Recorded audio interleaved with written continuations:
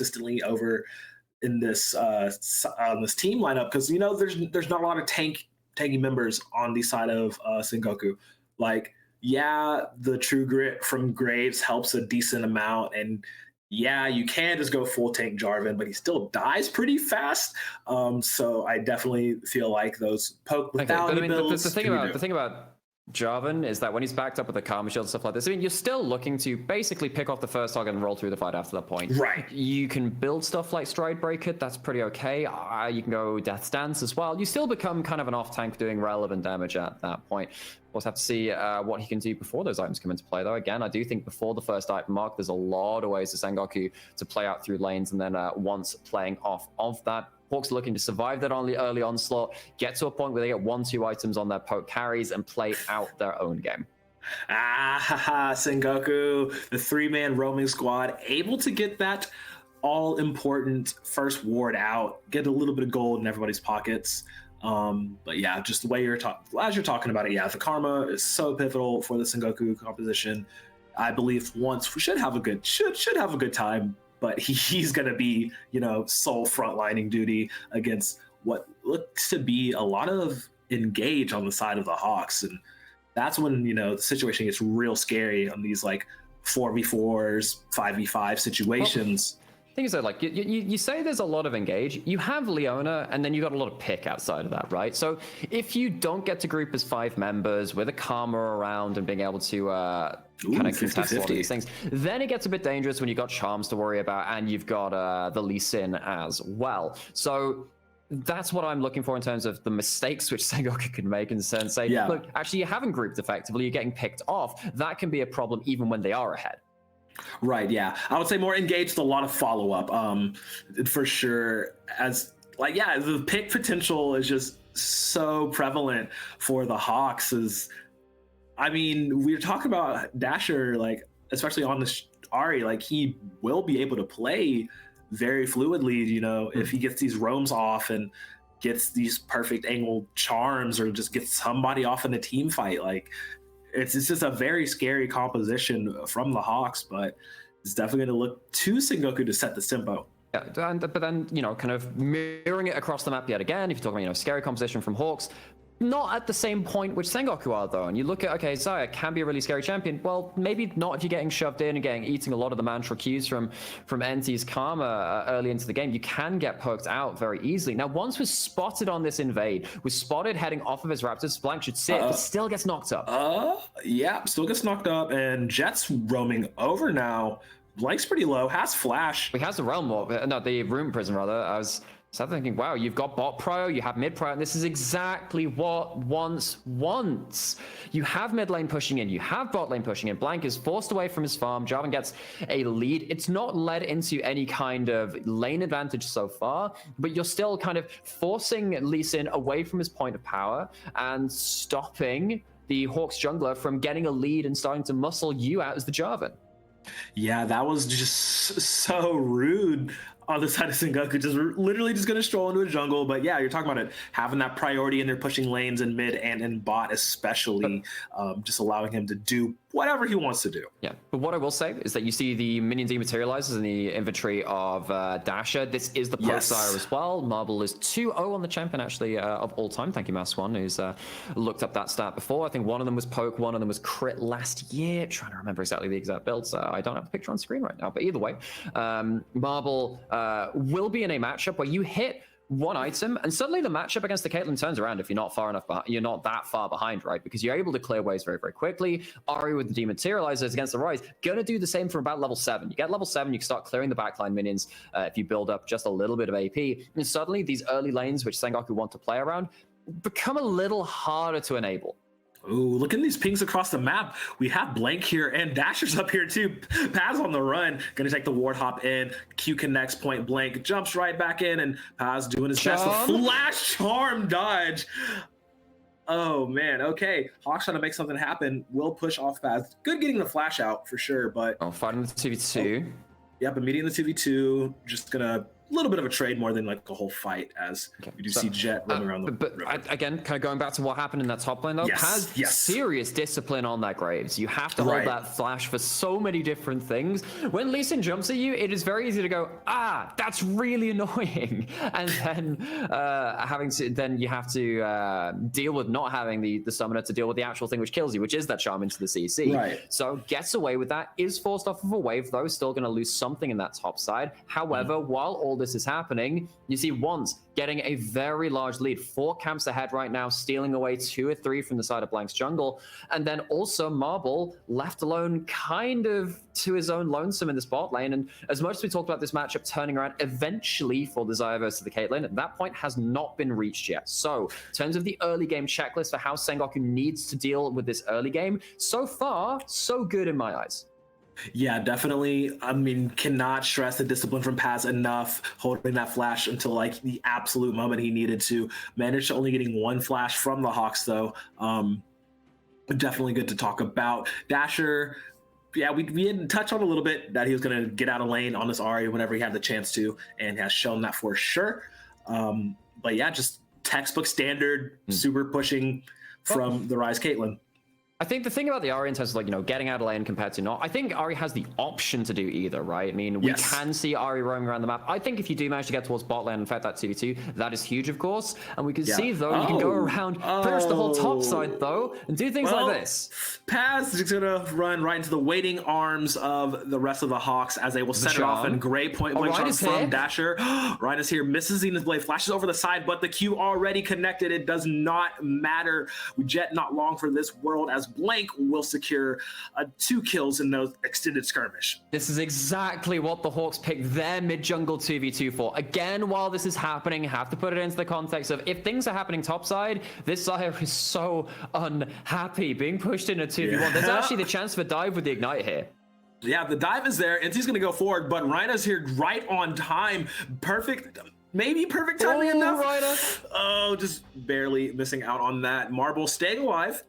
Only had to burn the flash, still able to hold on to that heal and managed to get the flash out of Honey. Yeah, but while all this is happening, you're now still 30 CS behind, you're losing another wave under turret, and this Xayah is so sad about things. So now we have a very split set of goals across both sides of the map. And while we're talking about bot lane, Kanatsu, again, this rookie hotshot, former Overwatch player against the old veteran of Paz, just absolutely dunks on the Graves versus Jace matchup. It's no longer as Graves favored. You can't build the hull breaker anymore really onto the ranged champion, which means that Jace gets to really bully them out, and the top side of the Hawks has found meaningful advantages. Now, the question is that actually going to balance out what the heck's going to happen with his Caitlyn Karma, who get unlocked eventually?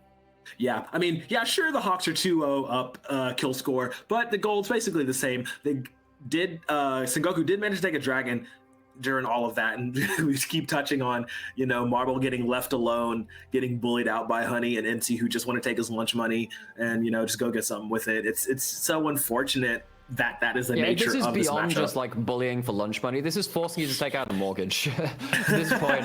It's past 8 minutes though.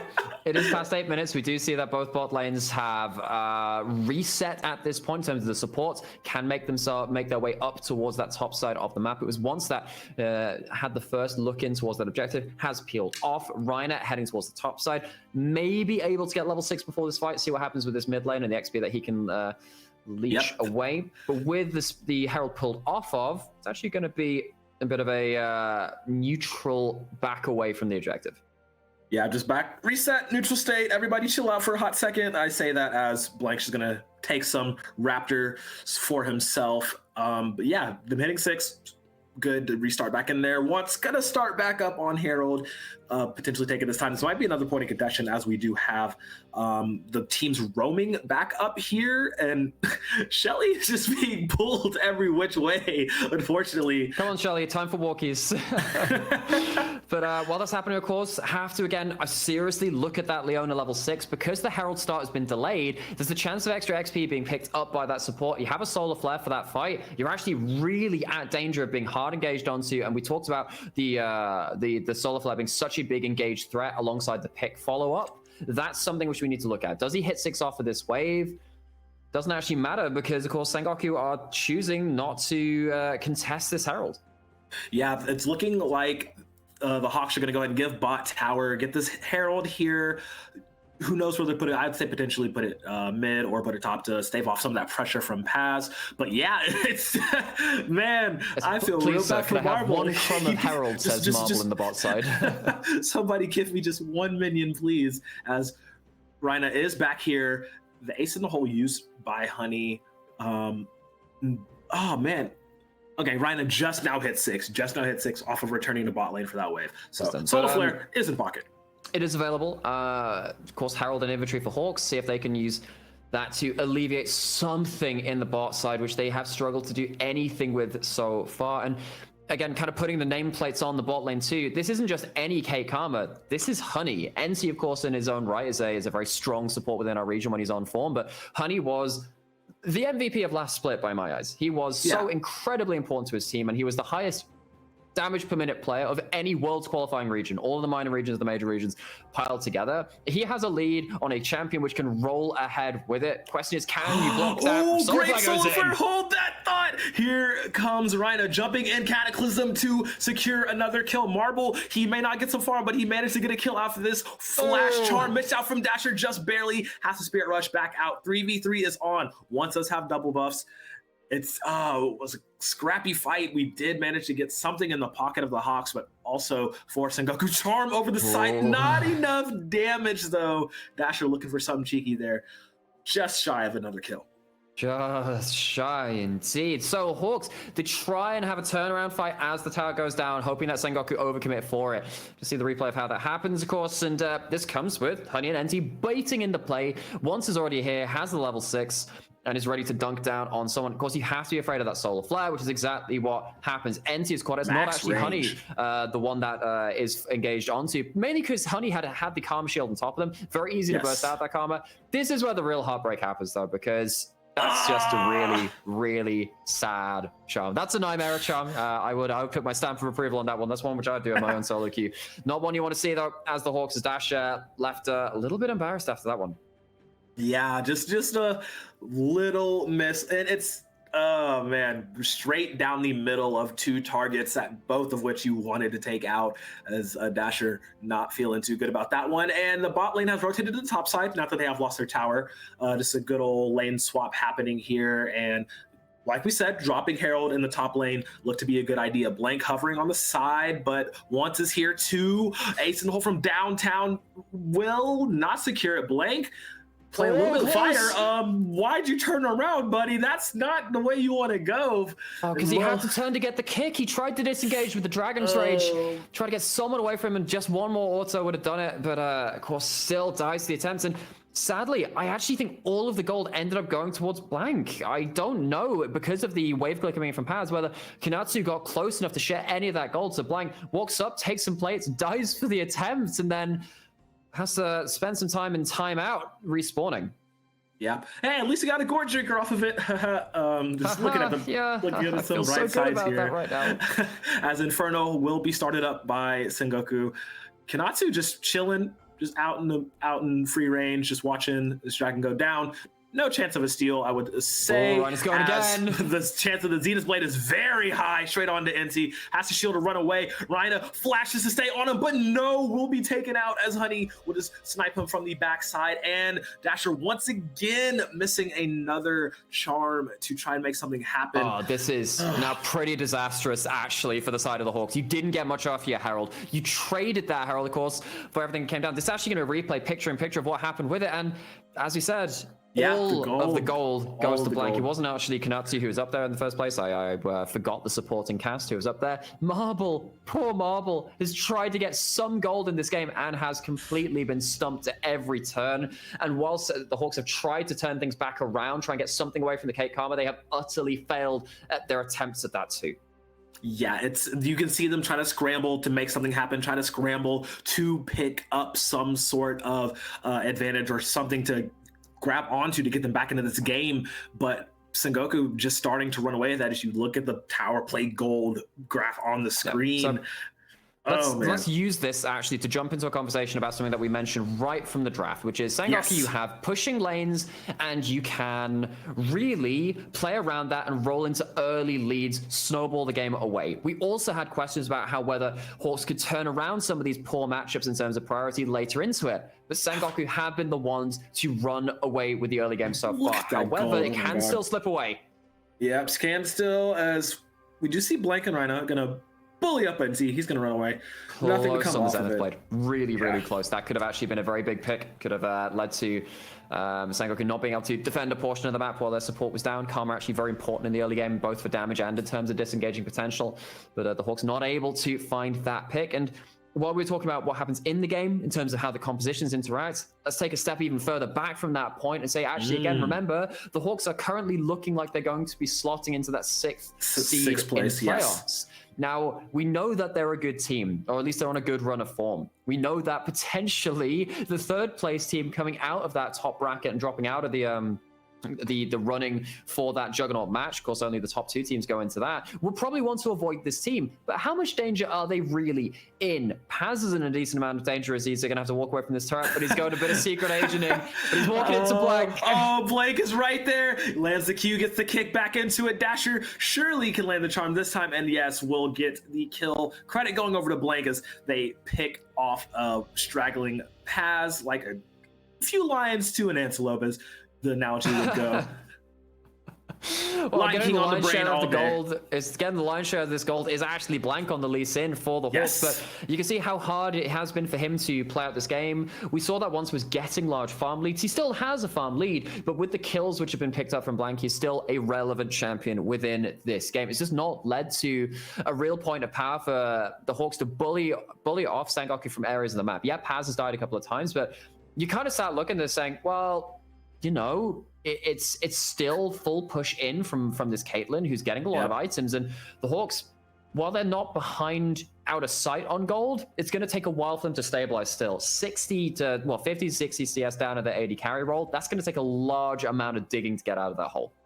Yeah, it's about a 2k gold lead for Sengoku right now. They got the 2 dragons up, and we did just see once solo out Herald number 2. So Sengoku sitting firmly, this, you know, hyper pushing trio of the Rise, the Caitlyn, the Karma, doing what it's supposed to. You know, it's doing the work that they wanted to do, and it's paying off in quite a lot. As you know, we did see the gold graph earlier. I think the richest member on the Hawks was Kanatsu on his Jace. I do believe that does not surprise me. Yeah. The only good things which have come out of the areas of the map for the Hawks has been this top lane. Now, Kanatsu is going to reach 2 items at a decent pace. It's just double eclipse. At what point does that actually become a real win condition for you? You already have 2 items on Caitlyn. If Caitlyn actually builds a Bloodthirster next, suddenly that poke, which you can land on the notoriously low sustained champion, is going to be nullified in a lot of ways once you start building up a little bit of lifesteal to your name. Now, the Hawks have got themselves some control over the dragon, but the Hawks don't have any ability to defend mid because of that. Nope. The Herald's put down. It's going to be a mid lane out of turret taken, and the Hawks are not even going to be able to take the dragon. They timed their approach a little too fast. They're going to lose mid. They're probably going to lose the dragon afterwards. Yeah, I mean, just really good timing for once to drop Herald. It's like, oh, 30 seconds before Dragon, bet, let's do it. And, you know, it's one of my favorite plays. We saw that Dasher use the ult. Once had the flash away. Again, the Hawks were looking for a pick potential. Once has the combo. Oh, man, so close for that to get the pick off. But, yay, look at that. Hawks have priority on the Dragon. They will actually take this, I believe. Yeah, because once getting tagged by the Charm again, Dasher not full comboing anybody to 100 to 0, but doing a great job of keeping them away. Yeah, so the Hawks not emboldened to fight at that point. So with all of this happening, though, the Hawks lose two mid lane turrets. Lose the outer, lose the inner. You've lost both your side lane outer turrets. So I'm very worried now for the Hawks about how they're going to control any part of this map. You're going to have huge pushing lanes, pushing in, taking vision in your own jungle, taking all your camps. You're going to lose a lot of incremental gold by losing all your jungle camps. And this is going to be potentially a death by 1,000 cuts as Sengoku have full control over the map. Yeah, at this point they're just squeezing, you know, it's like the constrictor circling its prey, just slowly squeezing it to death. The pressure is so squarely on the Hawks. Blank trying to make stuff happen on this Lee Sin.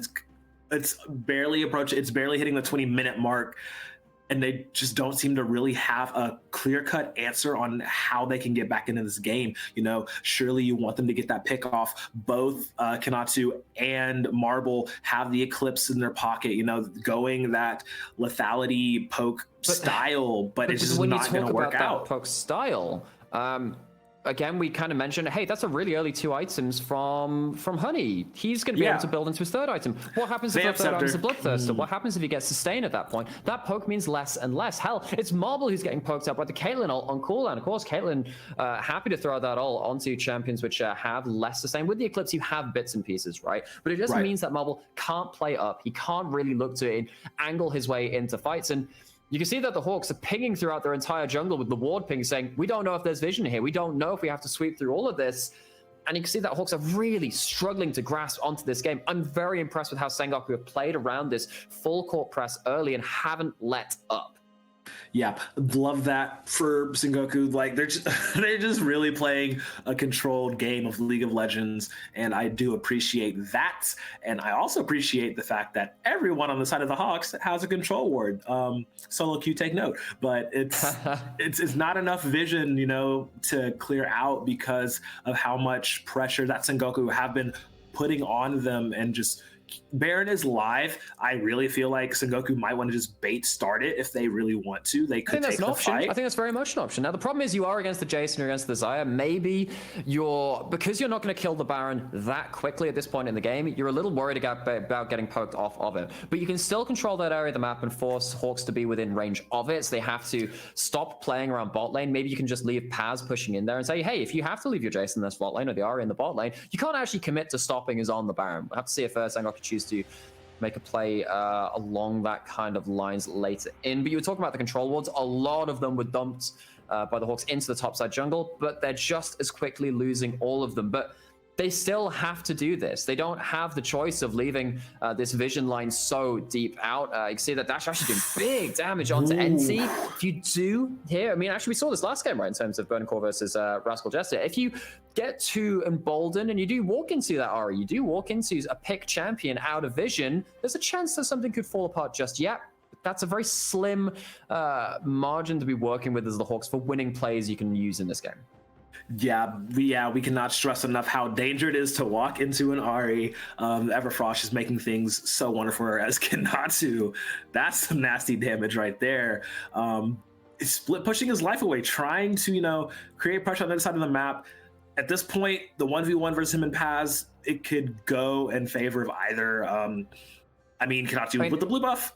No, I mean, honestly, ever since Hullbreaker was kind of taken away from Graves because ranged champions didn't get the full set of buffs from it, or at least a lesser series of them, Graves has tended to struggle into Jace because you don't get to have all of the free resist and also the ability to tank up make your cannon minions more tanky, meaning that Jace can't control the wave as well. As you can see, Kanatu is pushing in, taking good trades, and is controlling the side lane. That's one bit of good news for the Hawks. It's just, what can you do with that? Because what you do with the one person pushing in is often allow your 4-man unit to do something else because you know that there's no response, and you kind of get micro wins on both sides. But the 4-man unit from the Hawks is really struggling to get anything done. They are setting up in time for this dragon. They have got themselves an ability to maybe get a pick, but Jets, that's what he does. Of course, he spots out all of those members on that sweeper.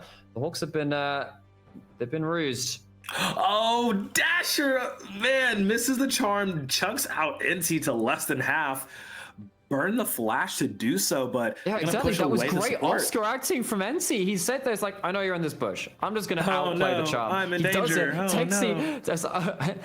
in danger. Except he kind of was. You can see how much damage that ended up putting forward. Dasher still has his ult, but even with this, Sengoku give up a dragon. They're not willing to walk into the Hawks, and interesting. I feel like they've taken the foot a little bit off the accelerator. They're only 3,000 gold ahead in the grand scheme of things, and the Hawks, they are keeping themselves, if not within close arm's reach, just beyond it. Yeah, for sure. 2 Drakes apiece now. Definitely feels like Sengoku have lessened up.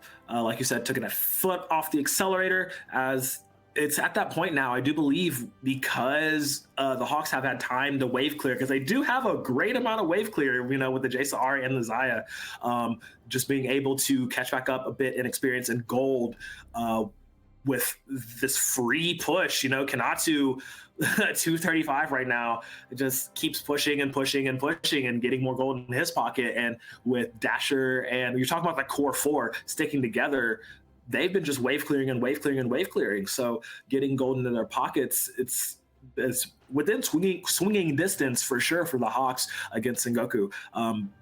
Very interesting to see Sengoku taking their foot off the gas, and you would think put more pressure on in the situation that they're in.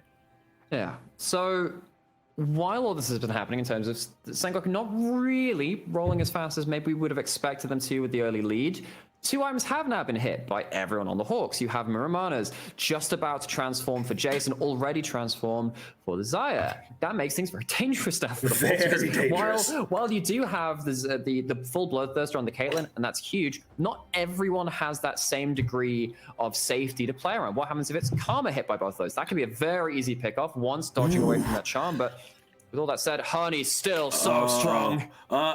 Empowered up, gets the flash out of Kanatu. Realm Warp comes out from Jet, but will be staved off. There's that little bit of disengaged power that I had alluded to. Whenever you pick the Zaya, get the Feather Storm out, pull them back in, just stop anybody from being aggressive. But it was forced for so little. It was blown for a Gale Force. It's not like it was blown for the Jarvan, and now suddenly you look at that and say, well, yeah, we can just turn off this Baron now. We can go towards this. Marble had to back. He has to come back onto the map very, very slowly. And now the Baron's down to half HP. It is under half. That we do have somebody waiting in the wings. It is once, gets the Cataclysm, and oh my goodness, Kanatsu just pops like a balloon. That's a lot of the damage from the Hawks gone off the table as Baron going back to it. Sengoku trying to commit to this, taking less than half. It's only at 3,000 about. Blank on the side, Blast Cone available as well. The ult will be popped from Honey. It's less than 2,000 now. It's so low. This is the finishing area. Blank can get in there, lands the Q. Or did it miss? No, I think it missed actually.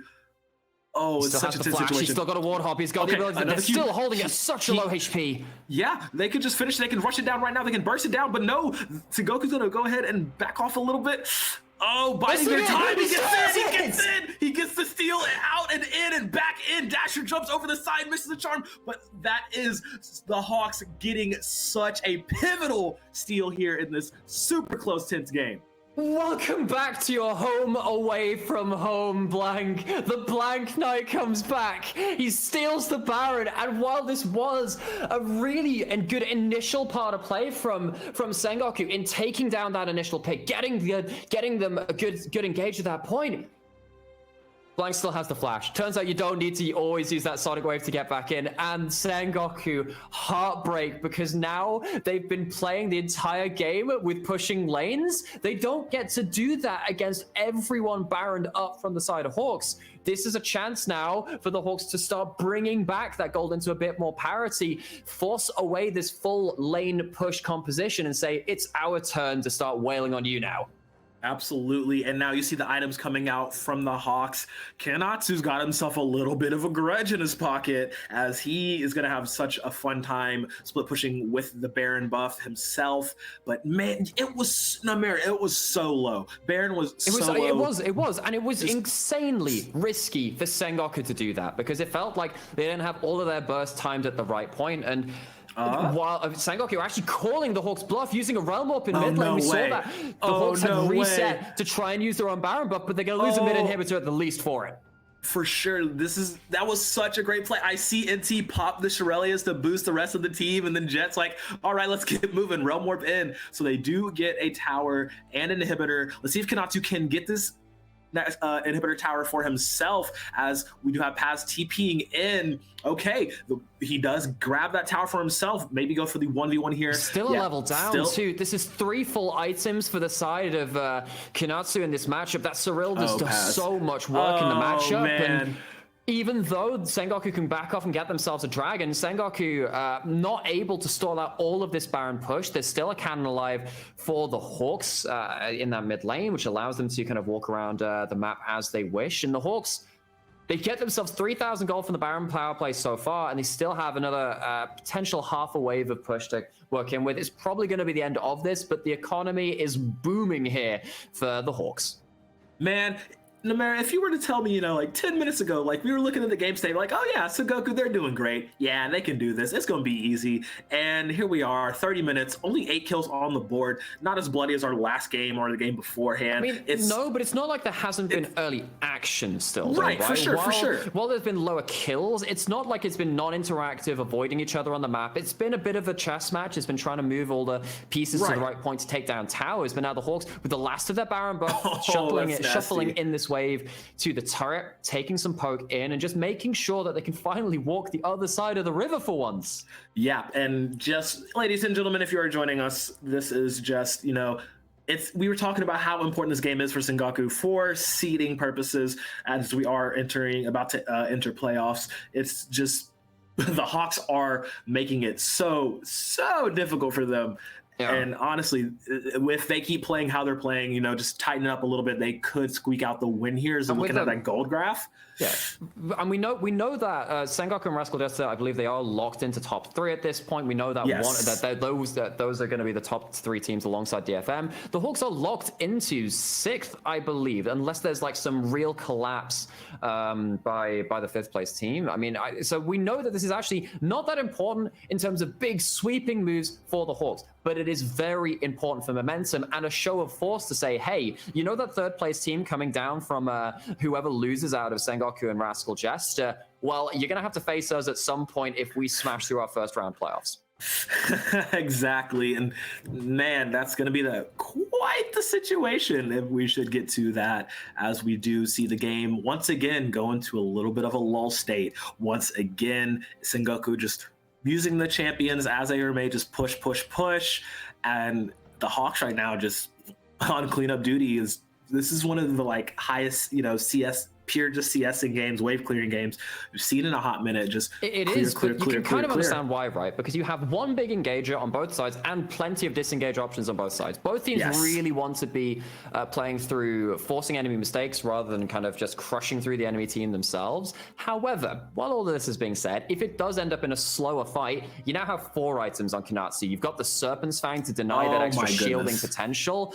Kanatsu is so ready to roll. And again, this is kind of like the successor to Ebi in terms of the LJL top laners, the Japanese top laners that can play their carries. Now, Ray Farki is up there too, but Kanatsu has been such a revelation for our region, and he has the lead. He has the ability to take part of this game into his own hands. On the other side, though, Honey, the MVP of last split, similarly still held on to that lead from the early game, just hasn't managed to really leverage it that hard so far.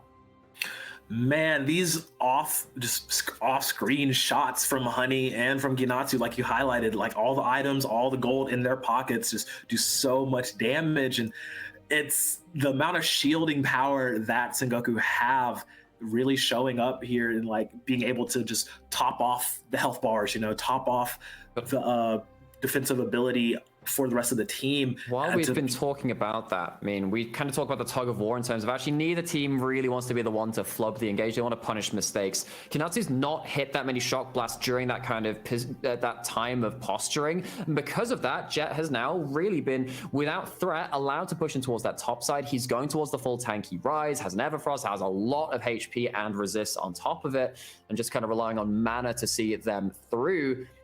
But we're yet to see a real objective be taken with that. It's a game that's slowed down after quite a frantic early game. And with Baron live and potential soul being claimed for Sengoku off of an next dragon, we're probably going to see the next big set of fights around kind of pulling these teams across the maps again between these 2 big objectives. I do believe business is about to pick back up. Yeah, we do have live Baron, Dragon, Soul Point for Sengoku here. Up in 15, as we do see them posturing towards it. First there, have the control, set up the traps, set up the wards, as the Hawks of getting completely denied entry here. This is looking like the Soul. Kanatu's on the backside, and we do have the TP coming out from Dasher as well. Blast Cone take a few over. Marble did not get over the side though. Oh, as that's the true. dropping Marble's so not there fast. for the poke. Oh, Blank's inside. He's inside. He's in the bush. Once jumping in onto it to battle he of it, gets and it. the Soul goes the way of Sengoku, and the fight is right back on. Stopwatches are burned. Honey will take out Reina in the back line as he tries to get the stuns on the rest of his team, and everybody will be backing off, and that will be Sengoku taking the Soul, getting the shield and speed up, and they're beelining it straight towards that Baron. And Marble is not in position. This Xayah has struggled to do so much in this game. Put behind early, been constantly chunked out whenever they've tried to wave clear, and in the pivotal fight where they have items, they're not there to do the damage. Just before this, the Blast Cone hunts him over the other side of the wall. The Hawks try and burst down the objective, but Blank tries to combo the smite, and then Blank, he doesn't get the smite, and then kicks the Jarvan into his backline. They get the ult, and that was such a mess of a fight by the Hawks. They lose the Soul, and now they have to count their advantages again to see if they can play around them, because that was not at all clean. Yeah, that was quite the pig pen of a fight. There's a little bit of a saying down here where I'm from, and that was about as ugly as a dress and lipstick on a pig. And that's exactly how I describe that fight, because we had Reina completely missing the Solar Flare, missing the Zenith Blade, Dasher missing the Charm to follow up, Blank not getting the execute on the dragon to stop the Soul from going the way of Sengoku. It's, oh my goodness, just so many blunders, so many errors from this Hawks lineup who was doing so well to get back into this game. As Dasher, he will land and chunk out once considerably, but the Baron buff and the Soul on Sengoku, they're pushing in. Ryan is going. Oh, we're pushing in, and Ryan is going. Misses the Soul for once again. Lances the Zenith Blade. Look at the shield on Honey right there, and he'll straight back up immediately. We talked about that ability, that power, and the lack of real grievous wounds on the side. And Shock Blast from Kinatsu. This man, multiple, like 4-itemed up Jace, but not able to do enough damage to considerably take anybody out. As Sengoku full 5, pushing in with the Baron buff, pushing in with the Dragon Soul. They're going to take 1 inhibitor. They're going for 2. Kinatsu now rejoining the rest of his team as these Baron up minions are knocking on the Nexus Tower. That will be a good chunk of damage from the empowered Shock Blast there, as the Hawks are trying to push Sengoku out of their nest, push Sengoku away from the only 2 towers standing for the rest. This is the go for broke. Blank goes in, gets taken down, Paz gets a kill, Baroned up, sold up, charged up. Sengoku, Honey on a rampage, gets another kill. This looking like the end. We said Sengoku's fate was in their own hands, and they are firmly grasping it and bringing it to their chest and saying, this win is ours. This seed is ours, and that will be the final nail in the coffin. Sengoku Gaming take down the Hawks in a very hard-fought game. We had a couple of very short games today, and it felt only right to end it out with a bit more of a slog. And it was a slog between 2 teams that, of course, which are looking to make deeper runs in this playoffs, looking to be teams to be really contended with. But Sengoku, they get themselves that win. They keep themselves very, very much on top of the second place playoffs race.